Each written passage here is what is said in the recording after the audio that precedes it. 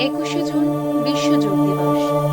মহারানী কাশেশ্বরী কলেজের এনএসএস ইউনিটের পক্ষ থেকে সারা সপ্তাহ জুড়ে উদযাপিত হল যোগা ডে বা যোগ দিবস। প্রিন্সিপাল ম্যামের তত্ত্বাবধানে ভীষণ সুন্দরভাবে এই যোগ দিবস উদযাপন করেছে। যোগের উদ্দেশ্য হলো মানুষের শারীরিক ও মানসিক সুস্থতা বজায় রাখা। যোগ মানুষের শরীরের সঙ্গে মন, আর মনের সঙ্গে আত্মা, আবার আত্মার সঙ্গে পরম আত্মার মিলন ঘটায়। শরীরে জমে থাকা বিষ বা টক্সিন গুলোকে দূর করতে গুরুত্বপূর্ণ ভূমিকা পালন করে।